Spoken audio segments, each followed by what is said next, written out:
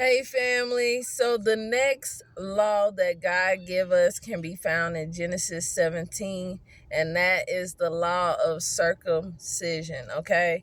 So he made a covenant between Abraham that he would make him the father of many nations, right? And their way of confirming the covenant was for him to be circumcised. And for every male born in the house or bought with his money had to be circumcised. Okay. He tells him that if a baby is born in your house, 8 days after they're born, they must be circumcised. You can also find this in the book of Jubilees, chapter 15, verses 13 through 26.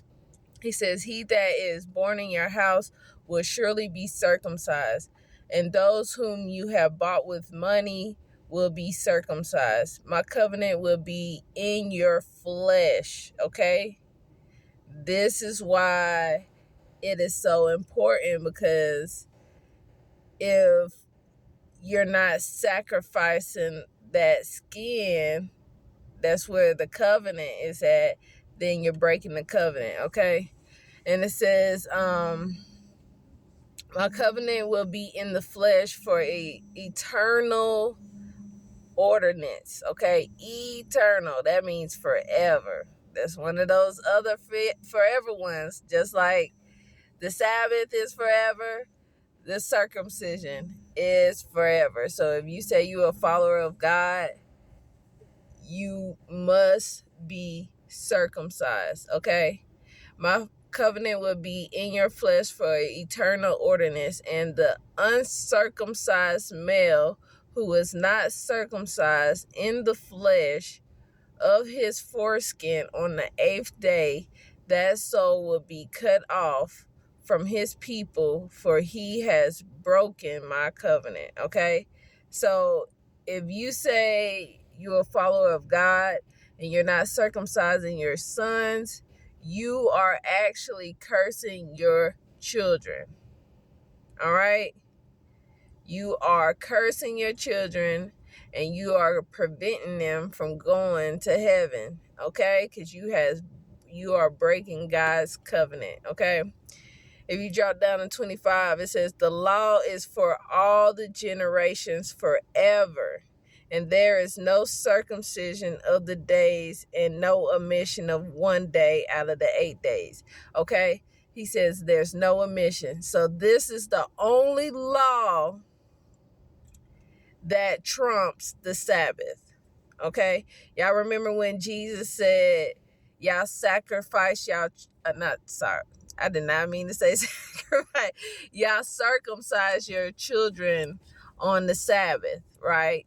God actually gives us permission right here. He says, there is no omission of one day out of the 8 days, for it is an eternal ordinance ordained and written on the heavenly tables, and everyone that is born, the flesh of whose foreskin is not circumcised on the 8th day, belongs not to the children of the covenant which the Lord made with Abraham, but to the children of destruction. Okay? So this is the only thing that God gives you permission to do on the Sabbath, if it falls on the Sabbath. Okay? So if the baby is born and 8 days after it's born, the 8th day happened to falls on the Sabbath, you have permission to circumcise the baby. It says it in the book of Jubilee, verses 25 through 26.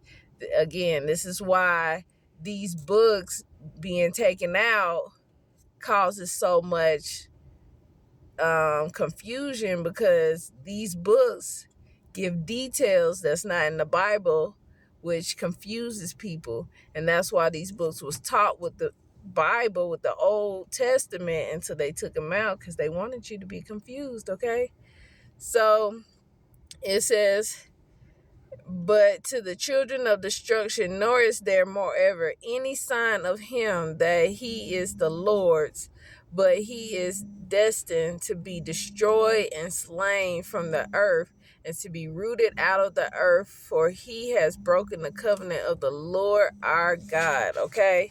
So one thing I'm going to say, it does say if you're not circumcised by the 8th day after you're born, you're cursed. But God, as I've been getting to know him, he is fair. That it's kind of like if you didn't know, right? He gives you a chance to do things the right way. So I'm gonna just say, if you wasn't aware of the truth, Abraham was 99 years old when he got circumcised. So if you didn't know and you want to be right with God, circumcision is a must. Okay? Even like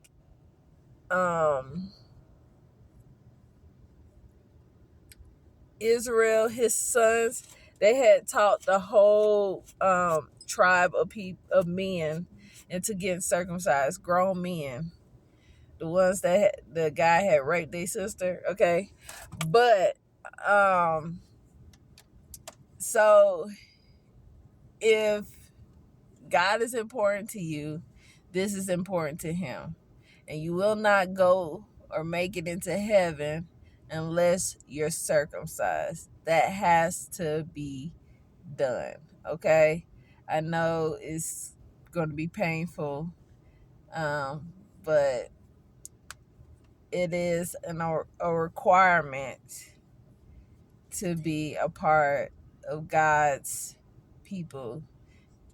As he says, the covenant is in the flesh.